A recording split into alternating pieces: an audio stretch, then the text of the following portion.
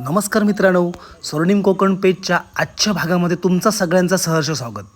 तर मित्रांनो, आज आपण चाललो कुडाळमधील नेरूर ह्या गावामध्ये आणि नेरूर गावामध्ये आपण चाललो नेरूळकरांचं वाडो बघू.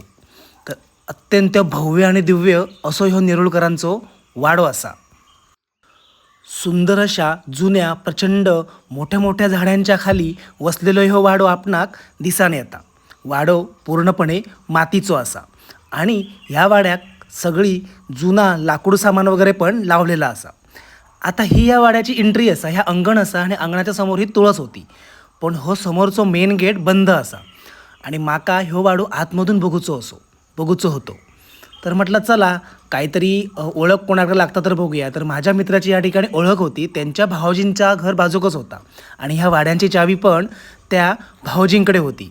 तर ती आम्ही चावी घेतलो आणि त्यांना विनंती करून आम्ही हो वाडो बघण्यासाठी ह्या वाड्यामध्ये पाठच्या बाजूने एंट्री केली. कारण ह्या वाड्यातील सगळीच लोक मुंबईमध्ये असतात, काहीतरी एकच फॅमिली राहता आणि ह्या वाड्याची चावी डागडुजी वगैरे करण्यासाठी ही चावी ह्या काकांकडे दिली असा. तर मित्रांनो, सांगायची गोष्ट अशी की बाहेर पूर्णपणे ऊन होतं आणि गरमी होती आणि आम्ही पाठच्या बाजूने जशी ह्या वाड्यामध्ये एंट्री केली तशी आमका असं वाटलं की आम्ही कुठल्या तरी AC असलेल्या घरामध्ये शिरलो की काय.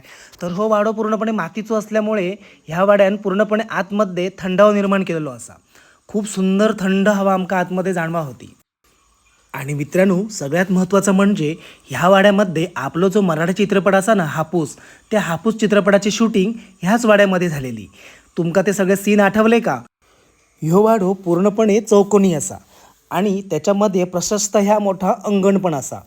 ह्या वाड्याच्या प्रत्येक खोलीमध्ये नेरुळकरांची फॅमिली राहत होती. आता काहीतरी 1-2 फॅमिलीज या ठिकाणी राहतात, बाकीचे मुंबईमध्ये असतात.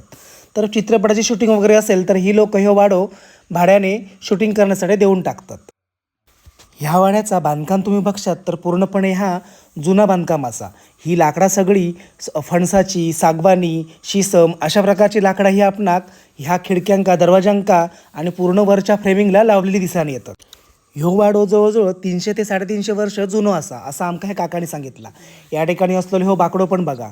ह्या बाकड्याक बऱ्याच जुन्या लोकांचे हातसुद्धा लागलेले असत.